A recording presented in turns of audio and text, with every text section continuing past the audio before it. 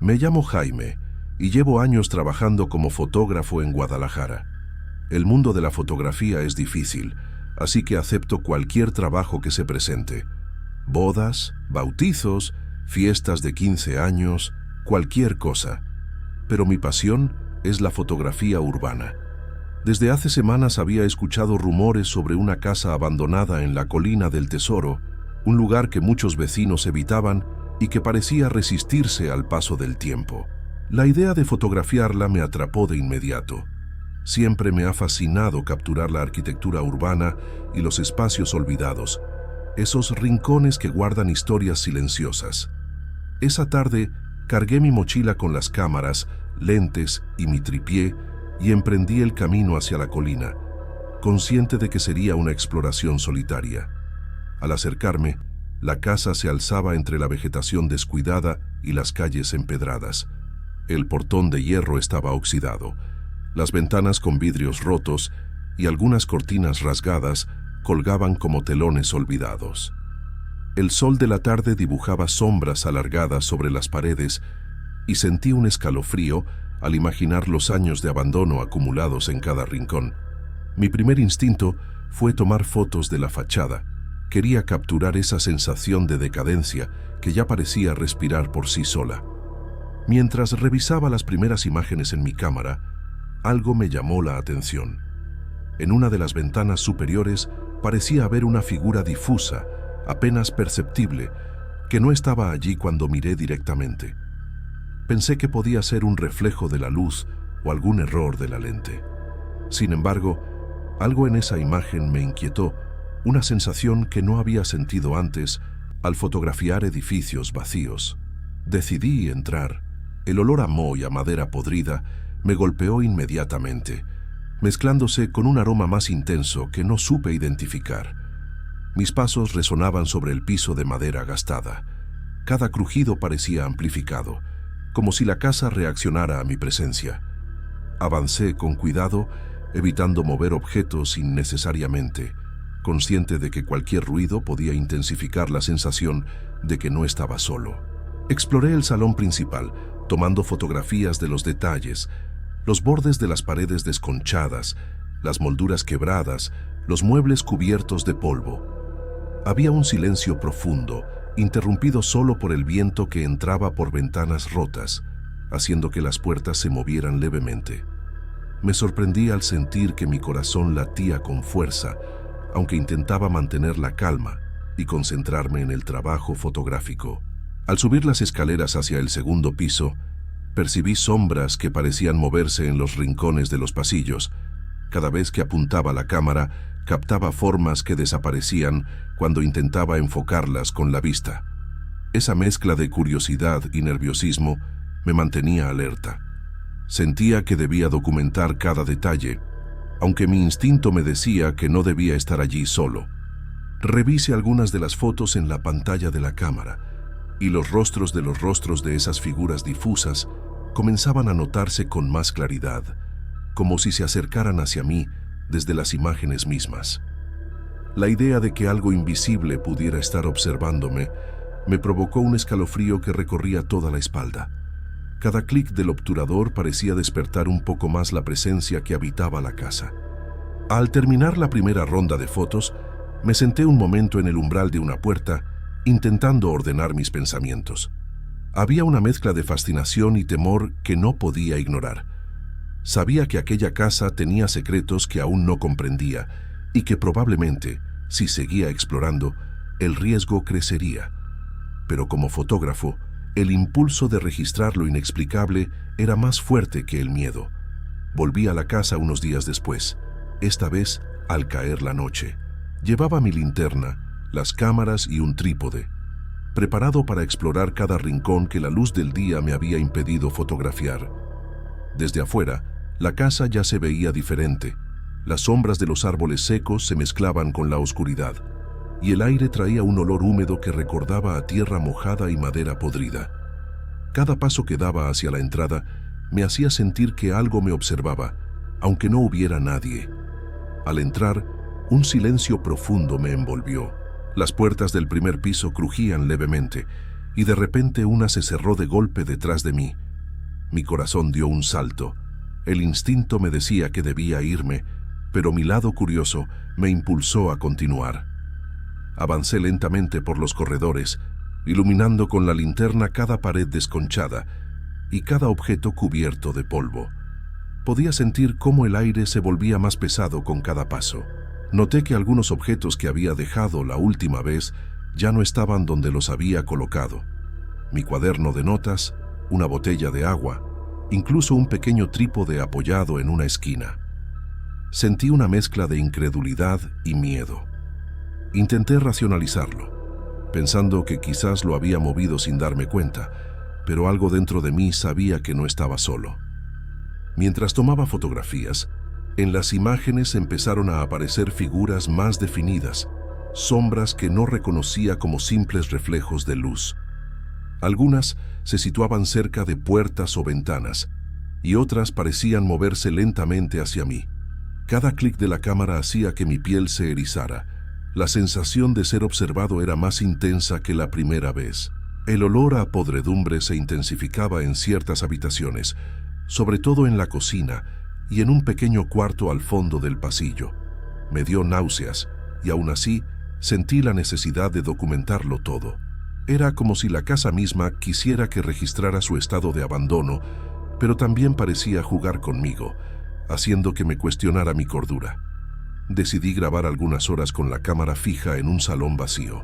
Al revisar las imágenes más tarde, vi interrupciones extrañas, sombras que se desplazaban incluso cuando la cámara no había sido tocada, cambios sutiles en la luz que no podía explicar.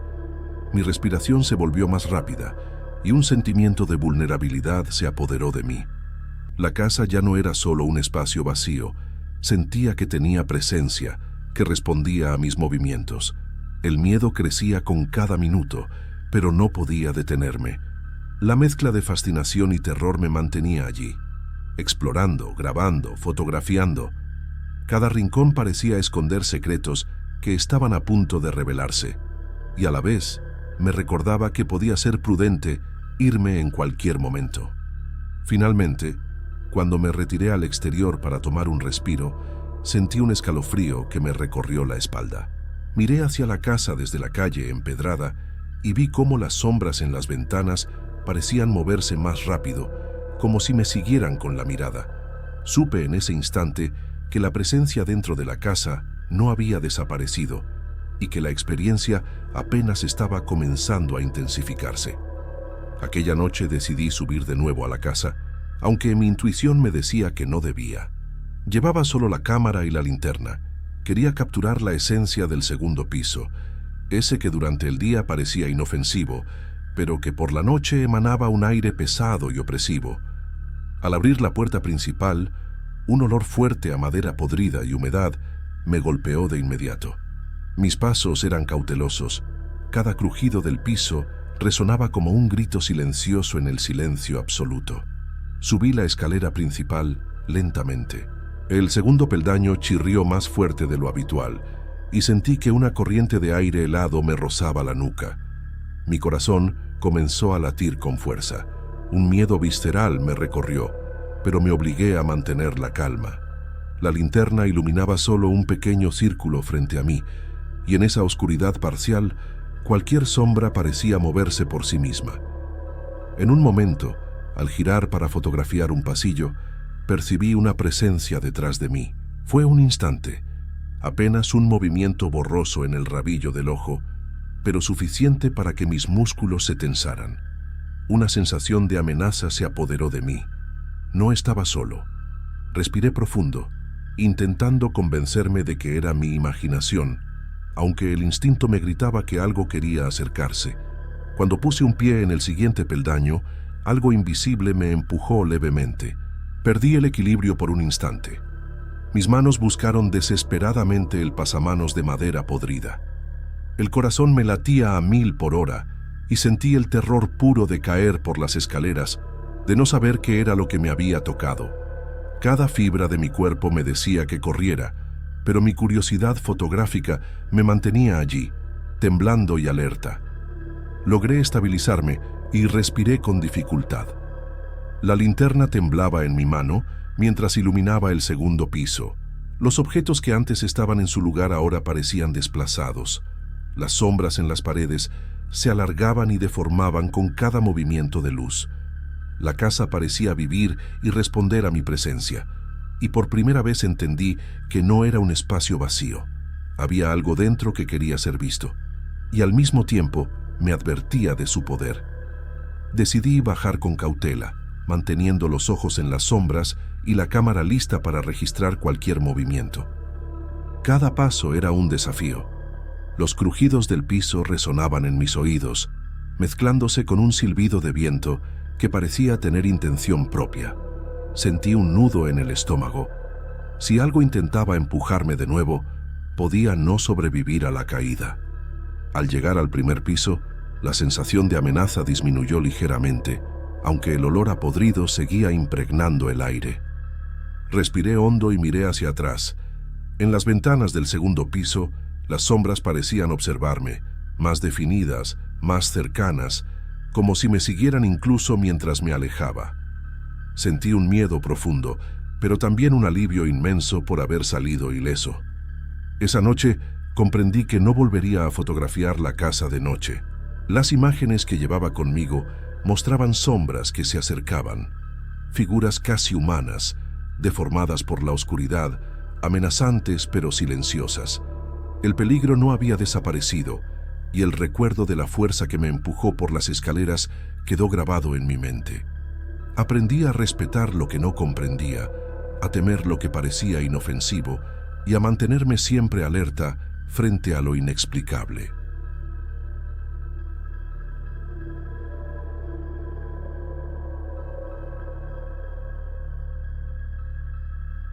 Me llamo Elías, soy ingeniero civil aquí en Guadalajara, y hasta esa noche, la noche que lo cambió todo, mi vida era sencilla, llena de trabajo, pero con la comodidad de llegar a casa y compartir mi día con mi esposa Aline. Recuerdo los desayunos donde ella preparaba huevos revueltos como me gustan, las cenas comiendo pizza y quejándonos juntos del trabajo, nuestra rutina. Pero todo eso se acabó. Recibí la llamada de Aline mientras revisaba unos planos en mi escritorio. Su voz sonaba débil, entrecortada, como si cada palabra le costara un esfuerzo enorme.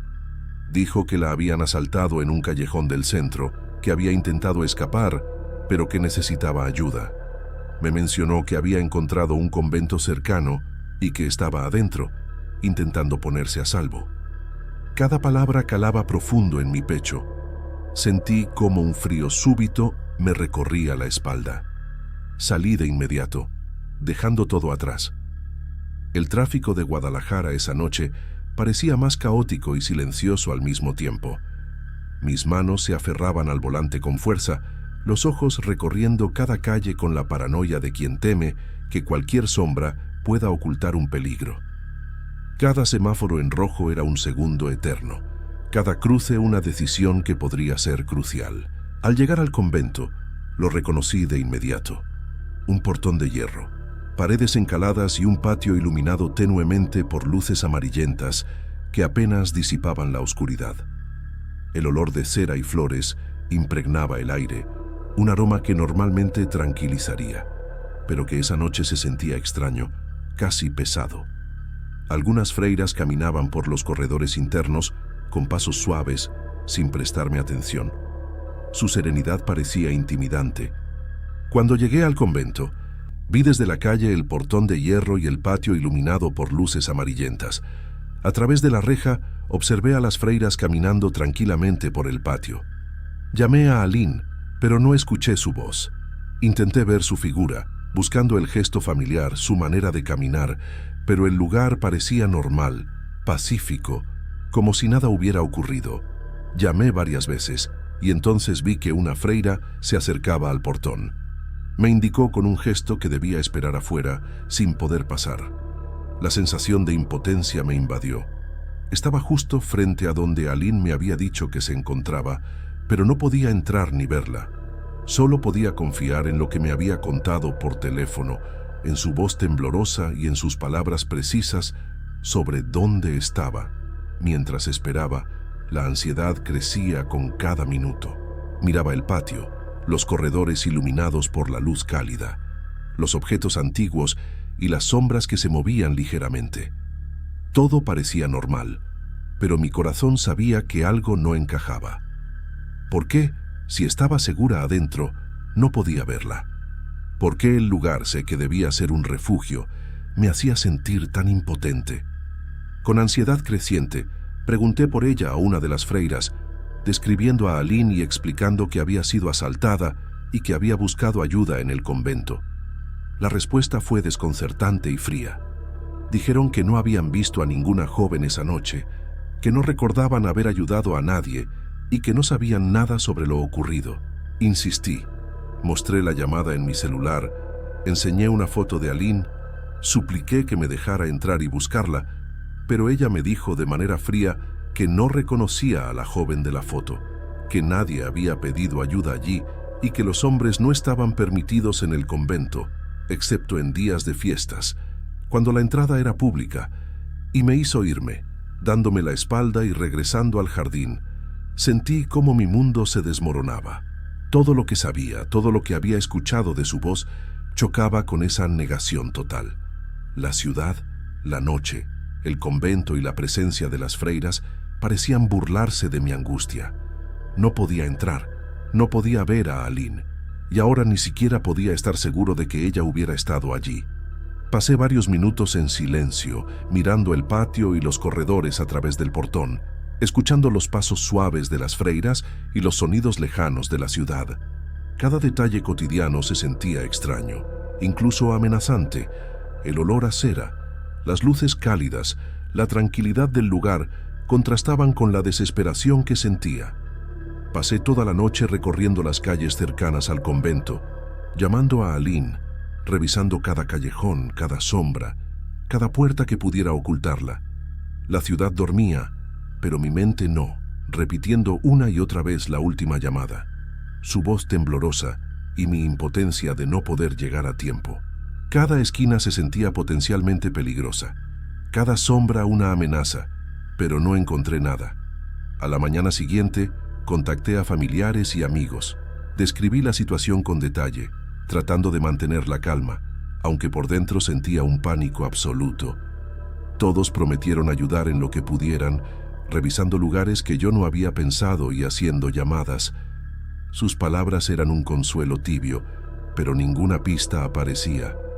Fui también a su trabajo. Sus compañeros estaban confundidos y preocupados, pero no podían dar información concreta. Nadie la había visto, nadie sabía nada. Sin embargo, sentí un respaldo humano que, aunque pequeño, me recordó que no estaba solo en mi búsqueda. Esa tarde regresé a casa. El silencio dentro de las paredes de nuestro hogar parecía más pesado que nunca. Cada rincón me recordaba a Aline, su taza de café favorita, el lugar donde dejaba sus llaves, el aroma tenue de su perfume. Todo permanecía intacto y al mismo tiempo vacío, como si el mundo me hubiera arrancado lo más querido sin explicación. Al día siguiente, desesperado, acudí a la policía. Relaté los hechos con precisión, describiendo la llamada, la ubicación del convento y la negación total de las freiras. Se registró oficialmente la desaparición y los oficiales prometieron investigar, aunque aclararon que consideraban improbable que las religiosas estuvieran mintiendo. Esa mezcla de esperanza y frustración me dejó aún más exhausto. Los días pasaron sin noticias. La rutina diaria intentaba imponerse, trabajo, llamadas, tareas cotidianas, pero siempre con la ausencia de Aline como una sombra que lo permeaba todo. Mi mente comenzaba a cuestionar la realidad, mezclando la espera con un miedo que no tenía nombre. Durante una fiesta religiosa local, decidí regresar al convento. La escena era completamente distinta. Las freiras vendían comida típica mexicana, bebidas y artesanías. Los visitantes caminaban, reían, tomaban fotos. Todo parecía alegre y normal, como si la desaparición de Aline no hubiera existido nunca. Entré a la capilla casi por instinto. Fue allí donde lo encontré, un pequeño objeto sobre el altar. El anillo de Aline brillaba tenuemente bajo la luz de las velas. El choque y la incredulidad me paralizaron. No era un objeto imaginario ni un recuerdo, era ella en forma tangible, y al mismo tiempo una confirmación cruel de que ya no estaba. Al salir del convento, comencé a percibir presencias extrañas, sombras que parecían seguirme, ruidos discretos como ramas crujiendo, movimientos imperceptibles que provocaban escalofríos. Y luego la vi. Una figura femenina, alta, con un cuerpo formado por ramas y un rostro intenso y aterrador. No hablaba, pero susurraba mi nombre de manera casi inaudible, y cada vez que lo hacía, mi respiración se volvía entrecortada. Al día siguiente, intenté seguir con mi rutina. Fui a trabajar, hablé con compañeros, fingí normalidad. Pero durante la tarde, al cruzar un parque cercano, volví a escuchar ese sonido seco, como madera quebrándose lentamente. Entre los árboles, algo se movió. No corrí, no grité. Me quedé paralizado, sintiendo cómo el miedo me apretaba el pecho. La figura volvió a aparecer entre las sombras, observándome sin acercarse. Su presencia no era agresiva, pero sí profundamente opresiva, como una advertencia silenciosa. Las noches se volvieron un tormento. En casa, la sensación de ser observado se intensificó. Escuchaba pasos suaves cuando estaba en la cama. Sentía el crujir del suelo en habitaciones vacías. A veces, al encender la luz del baño de madrugada, creía ver su silueta reflejada en el espejo, solo para encontrarme conmigo mismo segundos después, sudando y temblando. Dormir se convirtió en un acto de valentía que siempre perdía. Los sueños eran peores. Soñaba con Aline en un lugar oscuro, húmedo, donde no había paredes ni cielo. La veía llorar, abrazándose a sí misma, diciendo que no podía volver, que algo la retenía. Despertaba con el corazón acelerado y una culpa insoportable, como si yo hubiera fallado de una manera irreparable. Cada despertar me dejaba más cansado, más frágil, más vulnerable. Con el paso de los días, la figura comenzó a aparecer en distintos momentos, a veces al doblar una esquina, otras reflejada en vidrios o ventanas. Nunca se acercaba demasiado, pero siempre estaba ahí, observando, recordándome que no se había ido. Su susurro, repitiendo mi nombre, se volvió más frecuente, más claro, y cada vez que lo escuchaba sentía que el aire se me escapaba de los pulmones. La paranoia se apoderó de mí. Revisaba puertas y ventanas varias veces, dejaba luces encendidas, evitaba lugares con árboles o sombras profundas. Aún así, nada parecía detenerla. El insomnio me desgastaba, y el esfuerzo por mantener una vida normal se volvía una carga pesada. Sabía que algo real me estaba persiguiendo, algo que no pertenecía al mundo cotidiano, pero que se movía dentro de él con total libertad. Decidí que no podía seguir huyendo. La presencia me consumía cada día y necesitaba enfrentarla. Caminé por calles oscuras cerca del convento, con el corazón acelerado, la respiración entrecortada y la mente enfocada en encontrarla.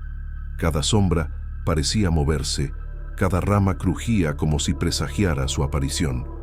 Sabía que la figura estaba cerca, que me observaba, pero no podía retroceder.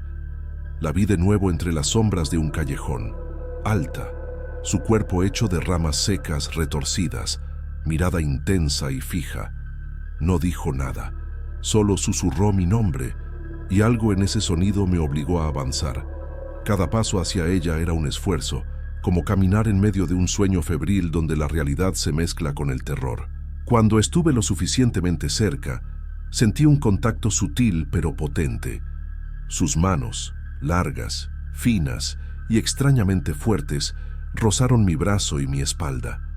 Dejaron marcas que ardían y sangraban ligeramente, aunque sin romper la piel completamente.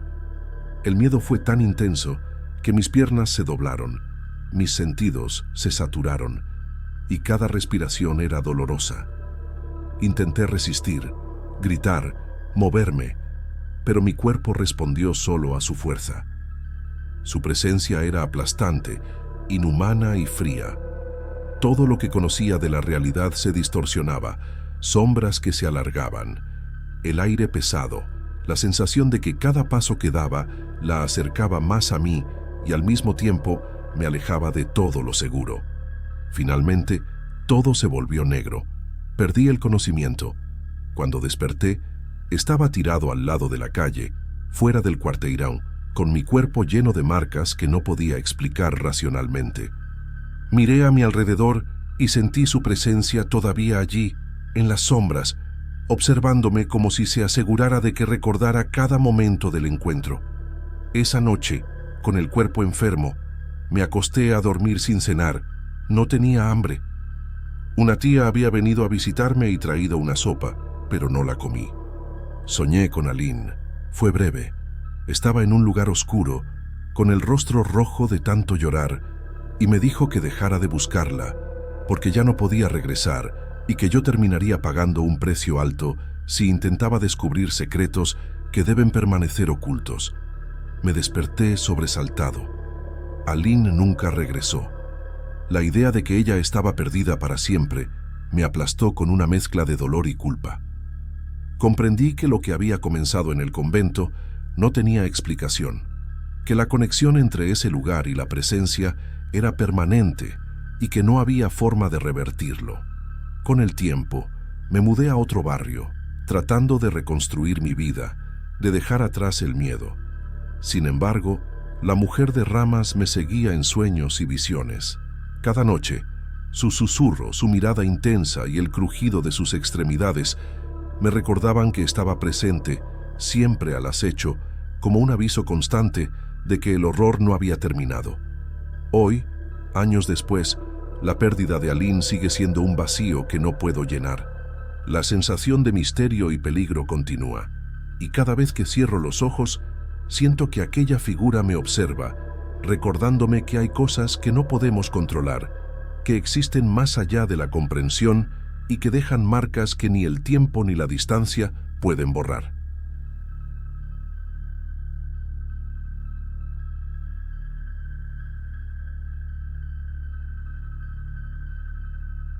Soy Arnaldo. Desde que me mudé a este sobrado en Guadalajara, hace poco más de 6 meses, sentí que había algo en las paredes antiguas que me observaba en silencio. La casa tiene esa madera vieja que cruje al menor movimiento, azulejos que conservan el polvo de generaciones anteriores y cortinas de encaje que filtran la luz de manera extraña, dibujando sombras que nunca parecen estar quietas. Me acostumbré a esos pequeños ruidos, como si formaran parte de la vida cotidiana, y a las tardes tranquilas en que escuchaba el eco de mis propios pasos por los pasillos. El barrio es silencioso la mayor parte del tiempo, con las calles estrechas y casas que parecen tener memoria de épocas que yo nunca viví. Algunos vecinos me saludan de vez en cuando, pero la mayoría pasa sin mirar, y a mí me gusta ese anonimato. En las tardes, mientras preparo café y pongo música tradicional mexicana, pienso en cómo la vida puede ser rutinaria y, al mismo tiempo, llena de pequeñas sorpresas que nunca sabemos reconocer a tiempo. Una tarde, al regresar del trabajo, noté algo diferente en la calle frente a mi sobrado. Un hombre apareció de la nada, caminando con paso firme hasta la acera de su propia casa, que parecía descuidada y silenciosa. Su ropa era antigua, discreta pero impecable, y su mirada estaba fija en mí de manera extraña. No intercambiamos palabras, pero sentí que quería decirme algo importante. Se acercó lo suficiente para que escuchara sus indicaciones sin que tuviera que gritar. Se presentó como Etaniel, dijo que vivía en la casa de al lado de la mía y que conocía muy bien todas las casas del barrio. Habló de manera calmada, casi como si compartiera un secreto. Mencionó que el ático guardaba muebles antiguos que podrían valer algo y que quizá valdría la pena explorarlo. No dio más detalles. Su voz tenía un timbre que no me permitía cuestionarlo demasiado. Fue breve, suficiente para dejar una inquietud que no sabía cómo manejar. Sin decir una palabra, el hombre entró a su casa descuidada y se perdió entre la penumbra de la puerta que crujió al cerrarse. No vi a nadie más, y después de ese instante, nunca volvió a aparecer. La extrañeza me dejó paralizado un momento. Su advertencia no era amenaza, pero sí algo que me erizaba la piel y me hacía dudar de lo que acababa de escuchar. Durante los días siguientes, intenté racionalizar lo sucedido. Pensé que quizá era un vecino que rara vez salía y que, al fin, simplemente quería ser amable. Pero cada vez que pasaba frente a esa casa, las ventanas cerradas y la pintura descascarada me recordaban su presencia y me hacían sentir que algo más había detrás de ese consejo. No podía explicarlo, pero sentí que su mensaje estaba cargado de una urgencia que no comprendía. Decidí ignorarlo al principio. Subir al ático me parecía una tarea molesta y pesada. La escalera es estrecha, la puerta difícil de mover y el polvo acumulado hacía que el lugar se sintiera hostil, como si nadie debiera estar allí. Sin embargo, cada tarde que pasaba en la sala, escuchando los crujidos de la madera y viendo las sombras moverse con la luz de las lámparas, sentía un recordatorio sutil de lo que Daniel había dicho. Al final de esa primera semana, me senté en la mesa de la cocina con mi café y no pude evitar pensar en aquel hombre desconocido. Su advertencia persistía en mi mente como un eco que se negaba a desaparecer. Por más que intentaba concentrarme en mi rutina diaria, una parte de mí quería saber qué secretos guardaba el ático, aunque no estuviera seguro de estar preparado para descubrirlo. Esa mezcla de curiosidad y miedo se instaló en mí de manera silenciosa, como si la casa misma me estuviera empujando a enfrentar lo desconocido. Los días siguientes se volvieron extraños de manera casi imperceptible. Al principio eran pequeños detalles. Un libro que dejé sobre la mesa apareció volteado. Una taza que había puesto en la repisa estaba caída al suelo. Al principio pensé que yo mismo lo había movido sin darme cuenta, pero la frecuencia de estos incidentes empezó a aumentar y la sensación de que alguien más estaba presente se volvió imposible de ignorar. Por las noches, escuchaba crujidos distintos a los habituales de la madera vieja. Parecían pasos ligeros que recorrían los pasillos cuando yo estaba en la sala.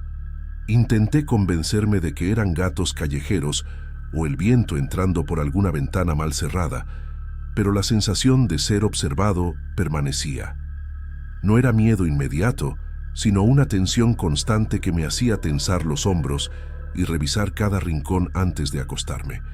Las sombras se movían de manera extraña a través de las cortinas. Cuando apagaba las luces y dejaba que la casa quedara en penumbra, juraría ver figuras cruzando por los ventanales, solo por un instante. No tenían forma definida ni rostro, solo siluetas que desaparecían cuando intentaba enfocarlas. Esa ambigüedad hacía que mi mente dudara de mi propia percepción y me preguntaba si estaba cansado o si algo realmente estaba ahí. Una noche, al intentar subir al ático para revisarlo, la escalera se sintió más pesada que nunca. La puerta parecía pegarse al marco y el polvo acumulado hacía que cada paso fuera incómodo. Sentí una resistencia, como si la casa misma me estuviera diciendo que no debía entrar. Retrocedí, respirando con dificultad, intentando calmar mi ansiedad y convenciendo a mi mente de que no había razón para forzar la entrada. Con el paso de los días, los ruidos comenzaron a ser más precisos. Puertas que se cerraban lentamente, pasos que se acercaban al dormitorio y luego desaparecían, susurros casi inaudibles que no formaban palabras coherentes, pero que me ponían en alerta. Dormir se volvió complicado. Cada sonido me hacía despertar y revisar las habitaciones una y otra vez, temiendo encontrar algo que no pudiera explicar. Intenté hablar con amigos sobre lo que ocurría, pero no quería que pensaran que estaba exagerando. Cada vez que lo mencionaba, me sentía ridículo, como si inventara las sombras y los crujidos. Sin embargo, la sensación de ser observado no desaparecía. En mis momentos más tranquilos, sentía un frío en la nuca y un peso sobre los hombros, como si alguien estuviera justo detrás de mí, respirando y esperando. El ático comenzó a obsesionarme. Cada vez que pasaba cerca de la puerta, una mezcla de curiosidad y temor me invadía. Sabía que ahí abajo estaba la clave de todo, aunque no comprendiera qué. Las noches se hicieron más largas, los ruidos más persistentes, y mi propia casa, que antes me brindaba paz, se transformó en un lugar donde la calma se sentía imposible. Para terminar la semana, después de una noche en la que escuché pasos por toda la casa y susurros que parecían llamarme, me senté en la sala con la linterna encendida, observando la puerta del ático.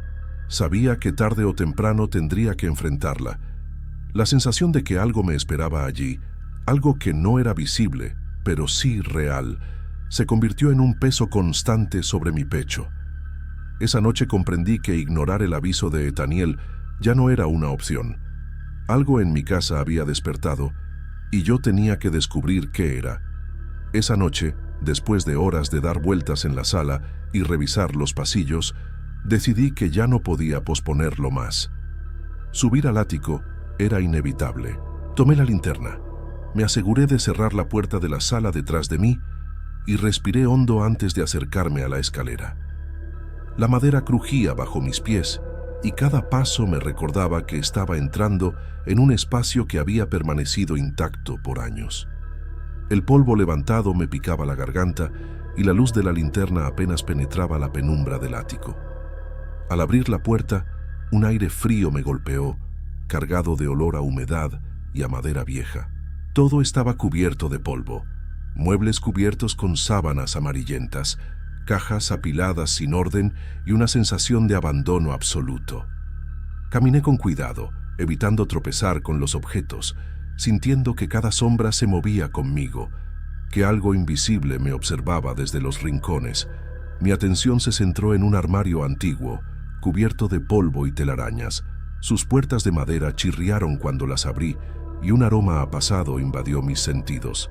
Dentro colgaban ropas que olían a tiempo detenido, prendas antiguas, algunas con detalles mexicanos que recordaban épocas que yo solo había visto en fotografías. La sensación de estar invadiendo la intimidad de alguien que ya no estaba me erizó la piel. Al mirar hacia el suelo, vi algo que no esperaba: un paletó viejo, doblado de manera descuidada, y debajo de él, una foto amarillenta. La tomé con cuidado y al iluminarla con la linterna, sentí un escalofrío recorrer mi espalda.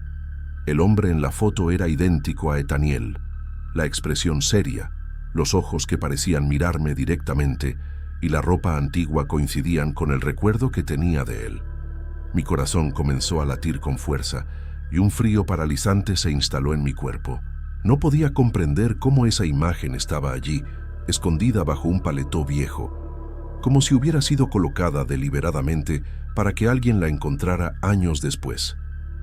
Me quedé congelado, con la linterna temblando en mis manos, preguntándome si Ethaniel había sido real o si todo era un eco de algo que yo debía descubrir. Cada sombra en la habitación parecía acercarse, y sentí que el aire se volvía más denso, más pesado. Intenté racionalizarlo. Quizá era un pariente antiguo, quizá alguien que había vivido allí y cuyo retrato simplemente permaneció olvidado. Pero algo en la mirada del hombre me decía que no era solo una coincidencia. La sensación de que estaba siendo observado se intensificó, y por primera vez en semanas, el miedo me hizo retroceder. No quería mirar más, pero no podía dejar de hacerlo. Cada objeto en el ático parecía cobrar vida. El polvo se levantaba con el más mínimo movimiento. Las sombras danzaban alrededor del armario y un silencio absoluto llenaba el espacio, roto solo por el crujido ocasional de la madera vieja. Sentí que el ático mismo me estaba juzgando, que cada cosa tenía un significado que yo no estaba listo para entender. Mis manos temblaban, la linterna casi se me caía, y sentí que debía salir de allí antes de perder la poca calma que me quedaba. Finalmente, con la foto apretada en las manos y el corazón latiendo desbocado, subí la escalera con pasos lentos y cuidadosos. Cada escalón parecía resistirse a dejarme ir. Cuando llegué a la planta baja, la casa me pareció extrañamente silenciosa, como si el ático hubiera absorbido todo el sonido. Me senté en la sala, temblando, intentando entender lo que acababa de descubrir. Sabía que algo en ese lugar había cambiado para siempre y que Ethaniel, de algún modo, aún estaba presente, aunque no pudiera verlo. Después de esa noche en el ático, supe que no podría seguir viviendo allí. Cada paso dentro de la casa se sentía pesado, como si el aire mismo hubiera cambiado de densidad. Los crujidos habituales ya no eran simples ruidos de madera vieja, ahora parecían advertencias. El peso de la presencia invisible de Ethaniel o de lo que representaba su figura me mantenía tenso todo el día. Comencé a preparar mi salida. Empaqué mis cosas lentamente, sin prisa pero con cuidado, revisando cada objeto para no dejar nada que me recordara al sobrado. Cada cajón cerrado, cada libro guardado, era un pequeño ritual de despedida, pero al mismo tiempo sentía que no podía abandonar el lugar sin comprender completamente lo que había descubierto en el ático. Tomé mi celular para documentar todo antes de irme, pensando que quizás las fotos podrían darme alguna pista de lo que ocurría. Caminé por la casa con la cámara encendida, iluminando rincones, apuntando hacia la escalera que llevaba al ático, hacia el armario donde encontré la foto. Cada foto parecía normal, pero mi mente buscaba señales que confirmaran lo que mis ojos habían sentido. Al revisar las imágenes, mi corazón se detuvo por un instante. En una de las fotos tomadas desde la parte baja de la escalera, cerca del armario, aparecía un bulto. La silueta de un hombre, erguido, como observándome, se dibujaba con claridad suficiente para que supiera que no era una sombra común. No había duda. Era la presencia de alguien más, alguien que no se había ido, alguien ligado a la foto que había encontrado. El miedo me invadió por completo. Mi respiración se aceleró y sentí un frío intenso que subía desde los pies hasta la cabeza. Sabía que no podía quedarme más, pero también me invadió una sensación de impotencia. Por más que me fuera, esa presencia persistiría, esperando o siguiendo, silenciosa pero constante. Decidí no mirar más fotos. Guardé el celular en el bolsillo, tomé mis últimas pertenencias y cerré la puerta principal con cuidado, sintiendo que un hilo invisible me sostenía, como si la casa no quisiera dejarme ir. Cada paso hacia la calle era un alivio y un pesar al mismo tiempo. Dejar el sobrado era escapar, pero también era abandonar un misterio que quizá nunca entendería del todo. Mientras caminaba por la calle, con las luces de Guadalajara iluminando la noche, sentí que la casa quedaba atrás, pero su presencia permanecía en mi mente. La sensación de ser observado, de que alguien o algo estaba aún dentro, se quedó conmigo, como una sombra que no se podía disipar. No podía explicarlo, y tampoco quería ignorarlo. Sabía que era real, aunque nadie más pudiera verlo. Ahora, cada vez que recuerdo esa experiencia, siento una mezcla de miedo y fascinación. El ático, la foto, la silueta en la imagen, todo permanece en mi memoria.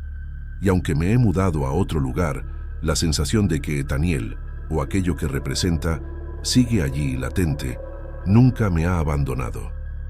A veces me pregunto si alguna vez alguien más verá lo que yo vi, o si el sobrado seguirá guardando sus secretos, intactos, esperando al próximo que se atreva a explorar.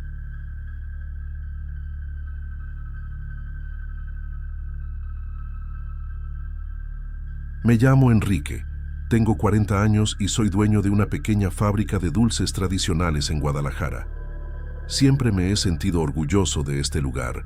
Cada dulce se prepara de forma artesanal, siguiendo recetas que han pasado de generación en generación, y he elegido a mis empleados con cuidado, asegurándome de que compartan mi pasión por el trabajo bien hecho.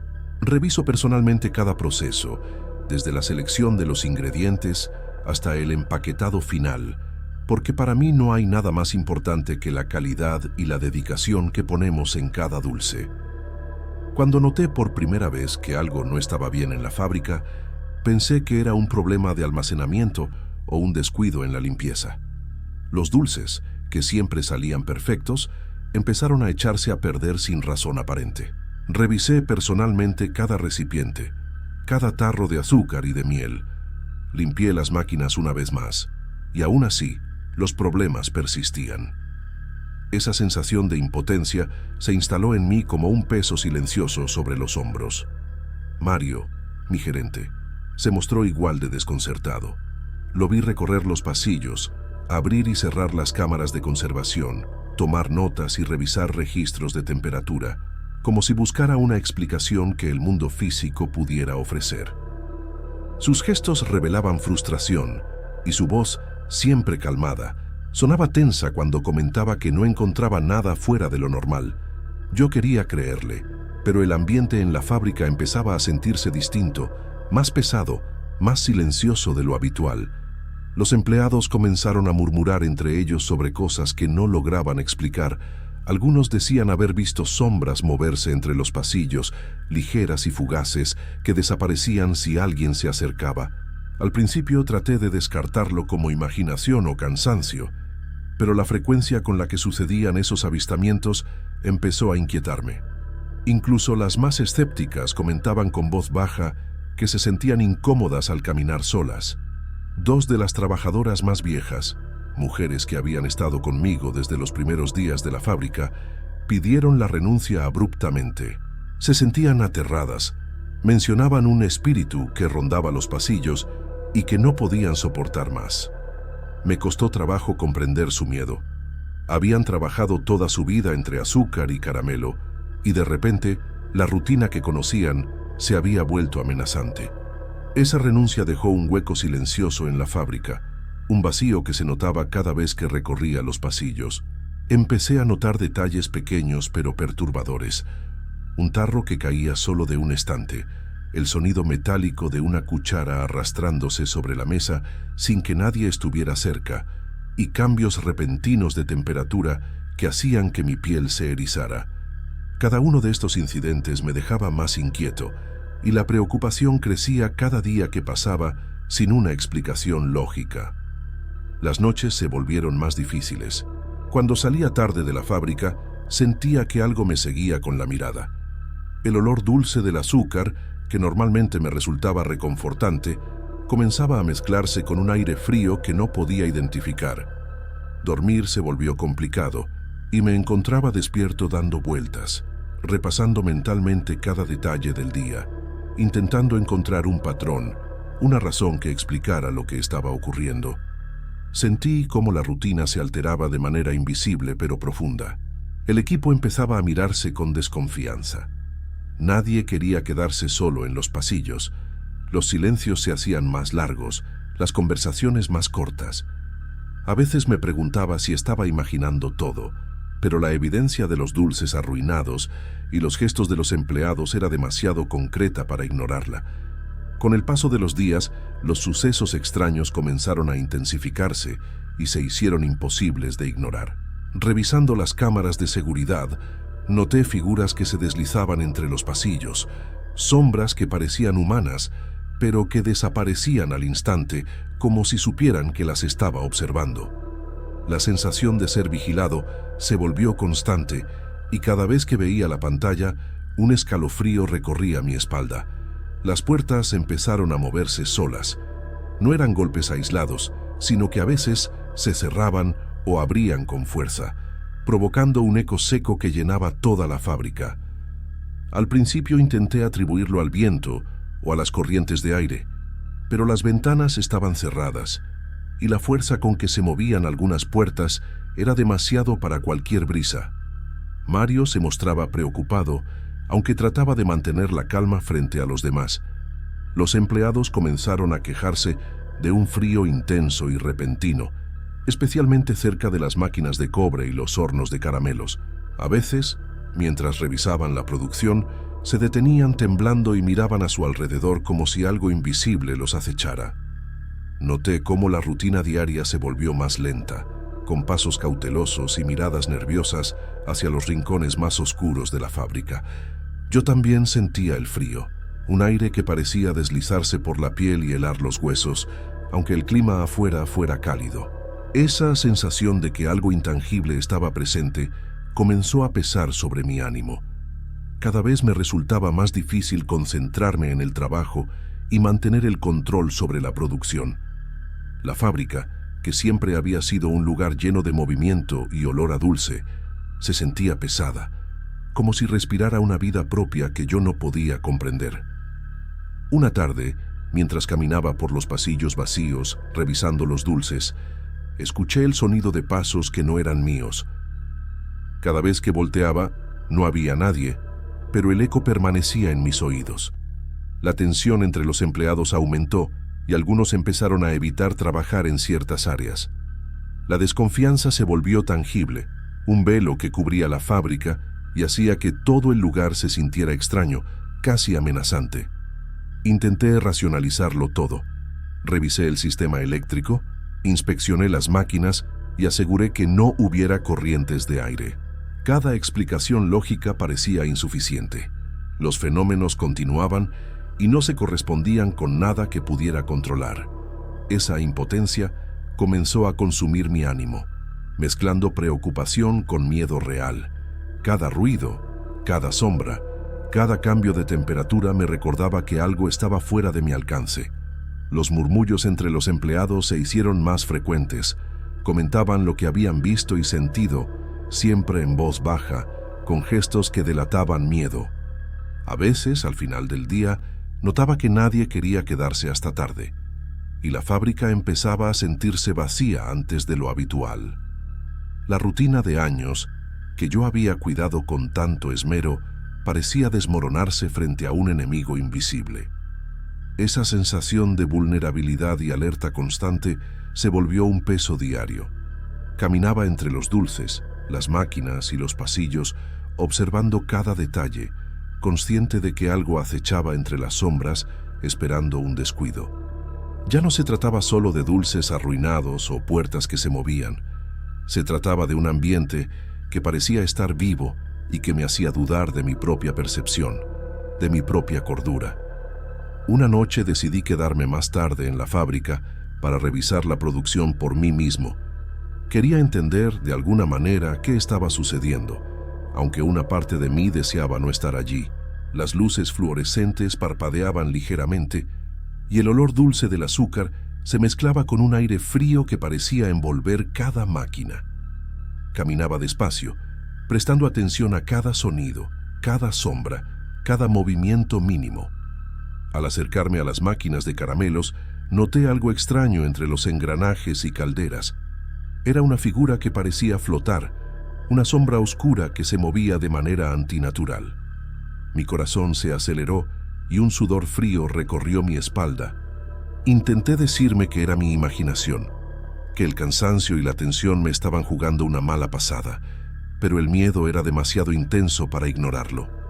De repente, un gran recipiente de azúcar que estaba sobre una mesa se inclinó violentamente como si alguien invisible lo empujara. Apenas logré apartarme a tiempo. El golpe hubiera sido fatal.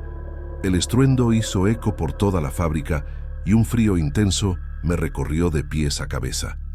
Sentí que el lugar estaba vivo y que esa presencia me estaba observando, midiendo cada movimiento. Me quedé inmóvil por unos segundos, respirando con dificultad, intentando recuperar la calma. Cada sonido, desde el goteo de agua en una tubería hasta el crujido de la madera bajo mis pies, parecía amplificarse y convertirse en una amenaza. La soledad de la noche y la oscuridad de los pasillos hacían que la fábrica, mi orgullo y mi refugio, se transformara en un lugar hostil y peligroso. Intenté avanzar hacia la oficina para cerrar la producción del día, pero la sombra parecía anticipar mis movimientos. Se deslizaba entre las máquinas, apareciendo y desapareciendo, siempre en los rincones oscuros. Cada paso que daba me hacía sentir que algo podía atacarme en cualquier momento. Nunca antes había sentido un miedo tan puro, mezclado con la adrenalina que paraliza y obliga a actuar. Recordé a mis empleados y cómo todos ellos habían sentido lo mismo. Comprendí que no se trataba solo de accidentes o imaginación. Había algo real, intangible y agresivo que alteraba la rutina y ponía en peligro nuestra seguridad. Cada sonido, cada golpe, cada cambio de temperatura era una señal de que la presencia no era amable ni pasiva. Después de lo ocurrido con el recipiente, decidí que no podía enfrentar esto solo. La fábrica, que había sido mi orgullo durante años, se había convertido en un lugar de temor. Sentí una mezcla de rabia y desesperación. No podía permitir que este fenómeno destruyera lo que había construido. pero tampoco sabía cómo enfrentarlo.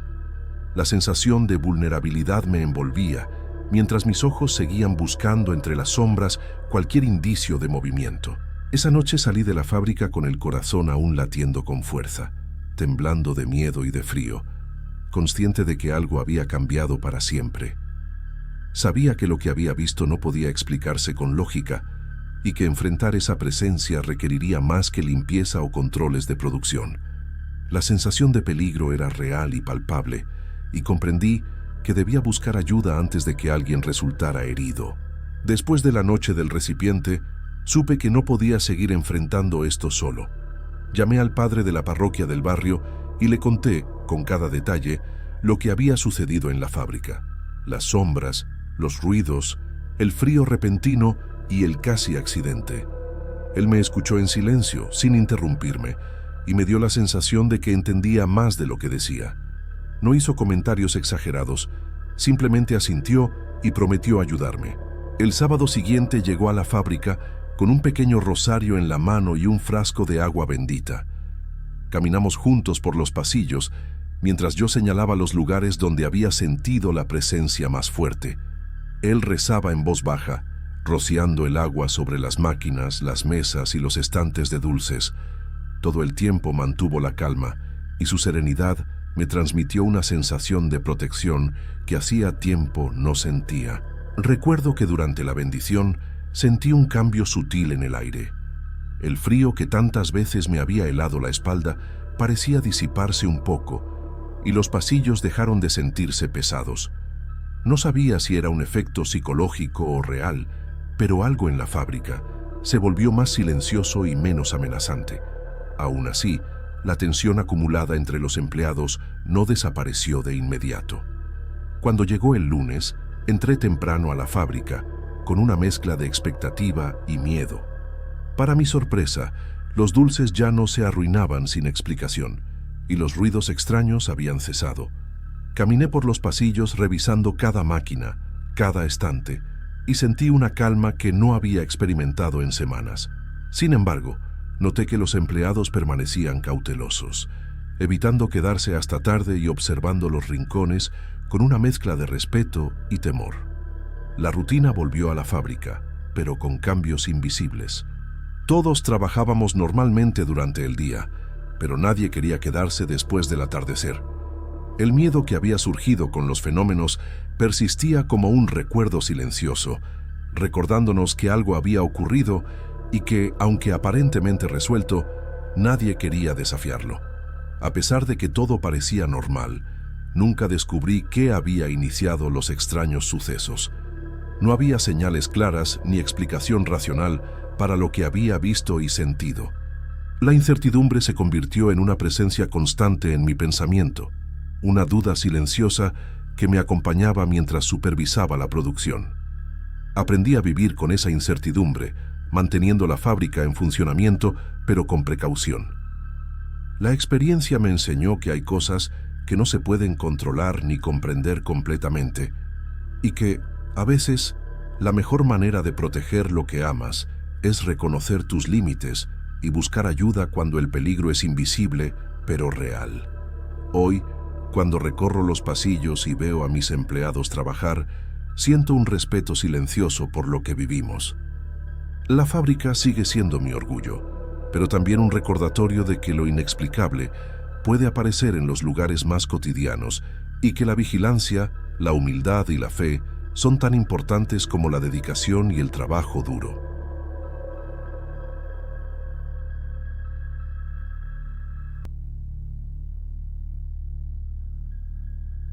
Mi nombre es Renato. Esto ocurrió en 2017. En ese entonces todavía vivía con mis padres y trabajaba como chef en un pequeño restaurante local. Había empezado a tomar un atajo por un beco casi desierto para regresar a casa después de mis turnos. Lo hacía por costumbre, por ahorrar tiempo, sin imaginar que esa decisión cambiaría mi rutina de forma inesperada. Al principio, todo parecía normal. El aroma a tortillas recién hechas de una vecina cercana, el sonido distante de algún perro y la luz amarillenta de los postes que iluminaban apenas los adoquines. Pero una noche, al cruzar el beco, escuché un llanto de mujer. Al principio pensé que era alguna vecina llorando en su ventana, o quizás una mujer que pasaba por allí. Era suave, apagado, casi como un susurro que se mezclaba con el viento, pero de algún modo me hizo frenar el paso. El corazón me empezó a latir más rápido y una mezcla de curiosidad y temor me recorrió. La segunda noche, el llanto volvió. Esta vez lo sentí más cerca, más definido. Parecía provenir de un lugar fijo al final del beco, donde los muros eran más viejos y las casas descuidadas. Las sombras de los árboles se mezclaban con la luz débil de los postes, creando figuras que por un momento pensé que se movían. Me obligué a respirar profundo y seguir caminando, recordándome que seguramente eran imaginaciones mías. Al tercer día, el llanto ya no podía ser ignorado. Se escuchaba constante, con un ritmo que imitaba sollozos largos y entrecortados. Me detuve varias veces, tratando de identificar la fuente exacta. Entre los muros agrietados y los portones oxidados, algo parecía diferente. La sensación de estar observado, como si algo o alguien me estuviera siguiendo en silencio mientras avanzaba.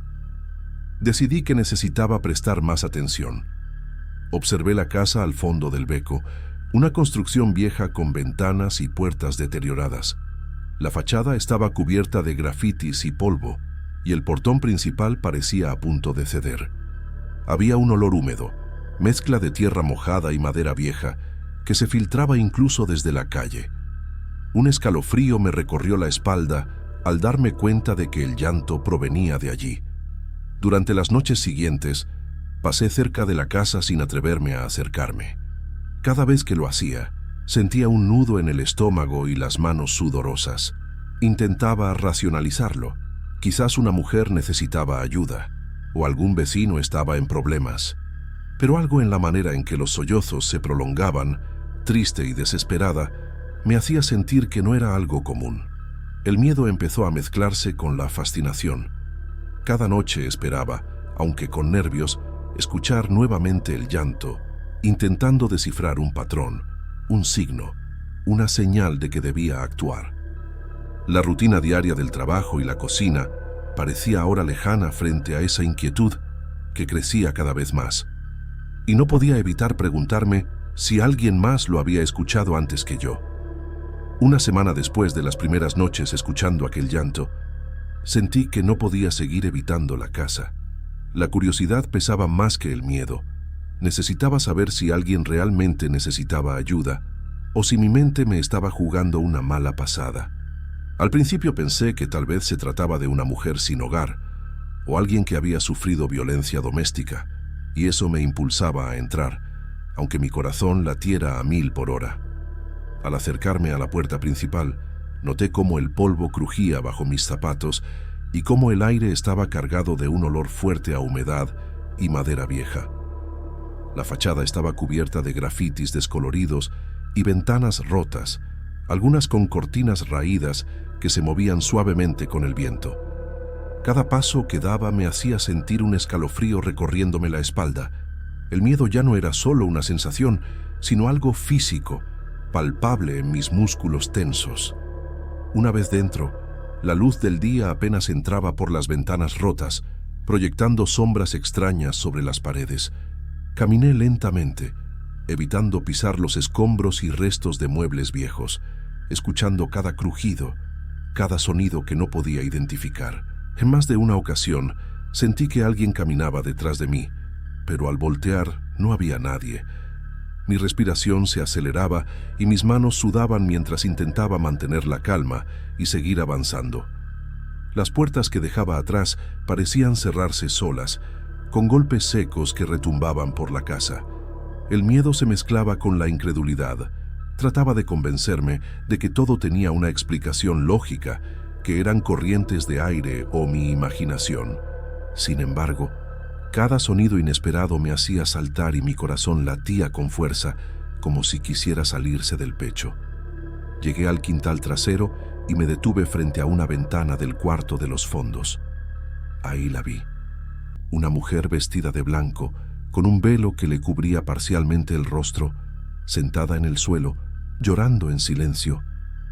Su postura era frágil y el llanto parecía profundo, cargado de dolor y desesperación. Intenté llamarla, pero no respondió. Fue como si el aire entre nosotros la hiciera desaparecer poco a poco. El terror me paralizó por unos segundos y un frío intenso recorrió mi cuerpo.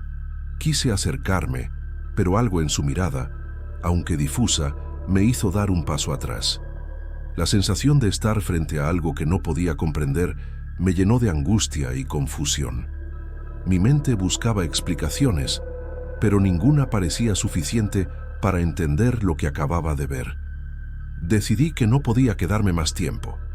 La salida se sintió interminable, con cada paso resonando fuerte en el suelo polvoriento, como si la casa misma intentara retenerme.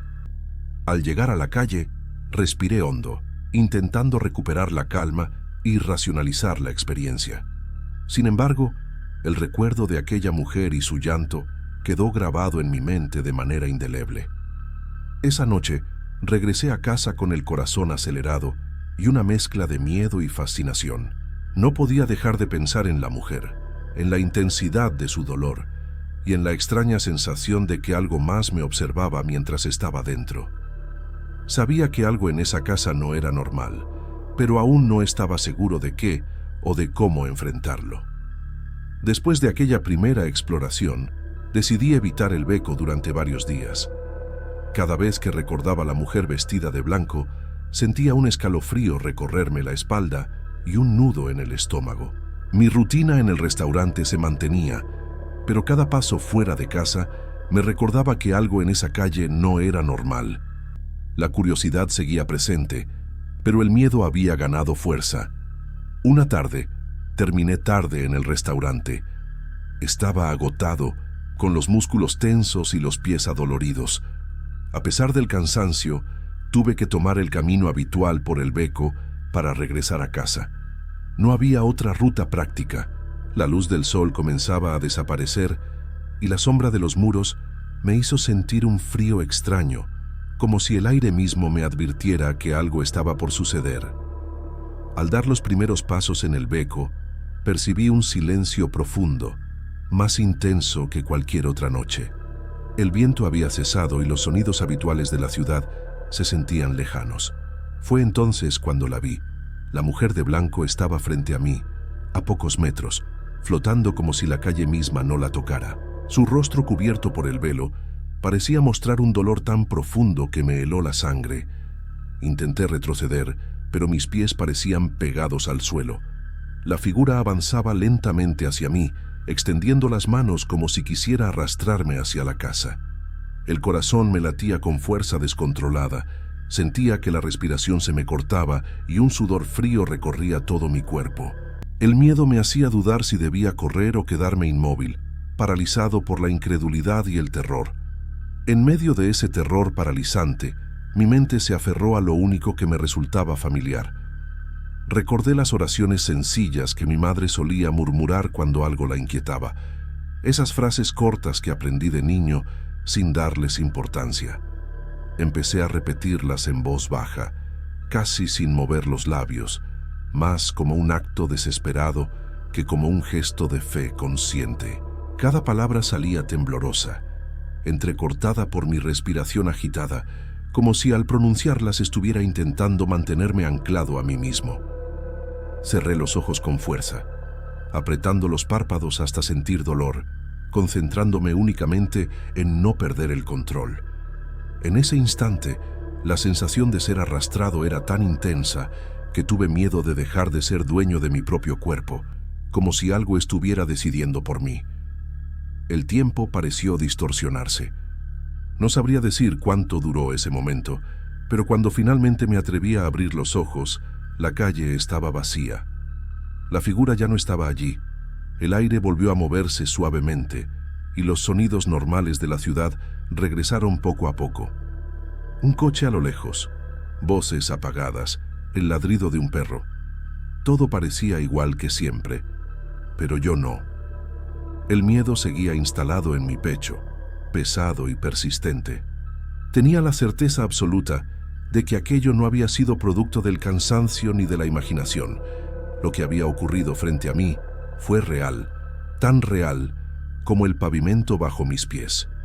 Caminé hacia casa casi sin sentir las piernas, con las manos temblando y la cabeza llena de pensamientos confusos. Me costaba mantener una idea clara. Todo se mezclaba entre el recuerdo del llanto, la imagen del velo y la sensación de amenaza. Cada paso era automático, impulsado únicamente por la necesidad urgente de llegar a un lugar seguro. Al entrar en mi cuarto, cerré la puerta con cuidado, como si temiera que algo pudiera haberme seguido. Esa noche fue interminable. Me acosté sin apagar del todo la luz, incapaz de relajar el cuerpo. Cada sombra proyectada en la pared parecía cambiar de forma. Cada crujido de la casa me hacía contener la respiración. Los ruidos de la calle, normalmente insignificantes, se volvían inquietantes. Mi mente intentaba construir explicaciones lógicas, pero ninguna lograba calmarme. Había enfrentado algo que no entendía, algo que no encajaba con la realidad que conocía, y esa certeza me acompañó hasta el amanecer, dejándome exhausto y con la sensación de que, a partir de esa noche, algo dentro de mí había cambiado para siempre. Al día siguiente, intenté retomar la rutina normal, pero algo había cambiado en mí. Evitaba cualquier calle desierta y sentía una especie de alerta constante al caminar por Guadalajara. La idea de volver al Beco me aterraba, pero una parte de mí seguía intrigada, preguntándose qué o quién era aquella mujer y por qué su llanto me había perseguido hasta el punto de sentirme casi paralizado por el miedo. Pasaron varios días antes de que reuniera el valor para regresar al Beco durante el día. Necesitaba confirmar que no me había vuelto loco, que todo lo que había vivido no era solo producto de la imaginación o del cansancio. Al llegar al lugar donde recordaba la casa abandonada, sentí un vacío extraño, como si un espacio conocido hubiera desaparecido. Para mi sorpresa, en lugar de la casa antigua y descuidada, había una construcción bien cuidada, con paredes recién pintadas y ventanas limpias. Parecía una casa normal, habitada y sin rastro de abandono. El portón estaba abierto y podía ver flores en macetas y un pequeño jardín que contrastaba con la desolación que yo recordaba. Una mujer salió a la puerta y me vio acercarme. Su expresión era amable pero firme. Al percibir mi mirada fija en la casa, me pidió que me alejara. Intenté explicarme, diciendo que estaba buscando la casa que había visto antes, pero sus gestos me indicaron que no había nada que discutir. En ese momento, comprendí que para cualquier otra persona, aquella casa siempre había sido así. Un sentimiento de confusión y frustración me invadió. ¿Había estado realmente allí? ¿Había visto algo que no debía? Intenté recordar cada detalle de la mujer de blanco, el llanto, el frío que me recorrió y la forma en que desapareció frente a mis ojos. Todo parecía tan real como el calor del sol en mi cara, pero ahora no había evidencia de nada. Al regresar a casa, me conté a mí mismo que debía dejar atrás aquel episodio. Mis padres notaron mi inquietud y preguntaron si estaba bien. No quise entrar en detalles. Sabía que nadie podría entender la intensidad del miedo que sentí ni la certeza de que aquello había sido real. Me limité a decir que había tenido un mal momento y que todo estaba bien. Con el tiempo, evité los callejones desiertos y aprendí a ser más cauteloso al caminar por la ciudad de noche. Cada vez que pasaba cerca del lugar, un escalofrío me recordaba que algo extraño había ocurrido allí, algo que desafiaba la lógica y la razón. La sensación de que fui testigo de algo sobrenatural nunca desapareció del todo. A veces, en silencio, recordaba los sollozos de la mujer, la forma en que me miró y la intensidad de su dolor. No podía explicarlo, pero sabía que no se trataba de una broma ni de mi imaginación. Aquella experiencia había dejado una marca indeleble, un recuerdo que mezclaba miedo, confusión y respeto por lo que no podemos comprender completamente. Hoy, cuando camino por Guadalajara y paso cerca de callejones poco transitados, todavía siento un pequeño temblor en el estómago. No sé si alguna vez volveré a encontrar esa casa, ni si la mujer aparecerá de nuevo, pero sé que lo que viví no fue un sueño. Aquella casa y aquel llanto forman parte de mí, de una historia que llevo conmigo y que, hasta hoy, no puedo explicar.